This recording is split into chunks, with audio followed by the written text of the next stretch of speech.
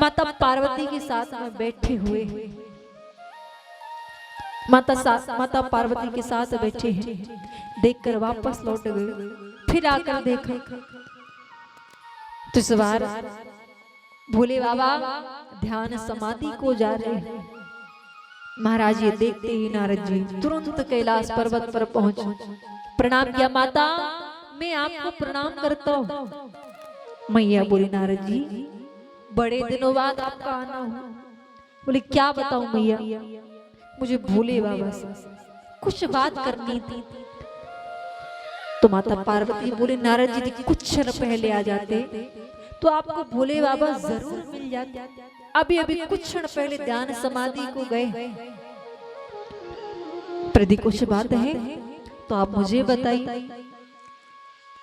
नारद जी बोले मैया वो बात मैं आपको नहीं बता सकता।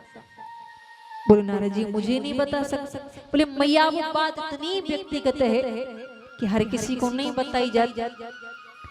अब मैया मुस्कुराई, बोले नारद जी मुझे में और भोले बाबा आज तक कोई व्यक्तिगत बात रही ही नहीं।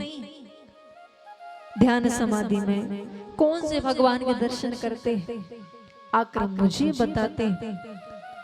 यहाँ तक कि गुरु मंत्र कभी किसी को बताया नहीं जाता, तो वो गुरु मंत्र भी भोले बाबा ने मुझे बताया है। और आप कहते हैं व्यक्तिगत बात। नारद जी मुस्कुराकर बोले मैया जब आपको सब कुछ पता है तो ये भी पता होगा कि भोले बाबा के गले में जो मुंडों की माला है ये मुंडों की माला किसकी है। अब कुछ देर तक तो मैया कुछ नहीं बोली। फिर बोली नारद जी ऐसा नहीं कि भोले बाबा मुझसे प्रेम नहीं करते, कि उनके गले में जो मुंडों की माला है ये मुंडों की माला किसकी है। अब मैया बोली 24 घंटे।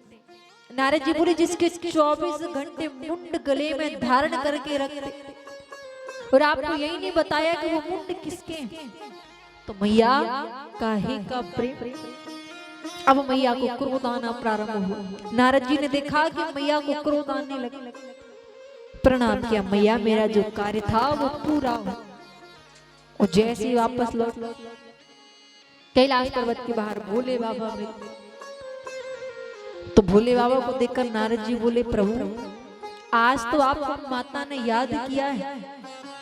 तो भोले बाबा बोले आज तक तो नहीं करती थी, लेकिन अब जब आपके दर्शन हो गए तो यहाँ जरूर किया होगा। यहाँ पर मैया ने साधारण वस्त्र धारण कर लिए कोप भवन में प्रवेश कर गई और क्रोध की मारे यहाँ से वहां घूम रही है। भोले बाबा ने मुझे ये नहीं बताया। भोले बाबा को देखा कोई आओ भगत नहीं, कोई स्वागत नहीं, कोई सत्कार नहीं। देखा मैया तो क्रोध के मारे यहाँ से वहां घूम रही है। अब भोले बाबा किसी ना किसी प्रकार से बात प्रारंभ कर रहे हैं। बोले देवी गणेश और कार्तिक नहीं दिखाई पड़ रहे, कहां पर गए। तो मैया बोली क्या मैंने तुम्हारे पुत्रों का ठेका लेकर रखा है, 24 घंटे में यही देख कहां आ रहे हैं, कब आएंगे, कब जाएंगे, मैं ही करती। भोले बाबा बोले देवी कोई बात नहीं, जहां गए होंगे वापस लौट ही आई। अच्छा ये छोड़ो, चलो चल करके मुझे भांग घोट कर। अब तो मैया का और क्रोध बढ़ गया। कैसी कार्य के लिए आपने मुझसे ब्याह किया। अरे जब से ब्याह कर लाए हो किसी ना किसी प्रकार का काम ही करवाते हो।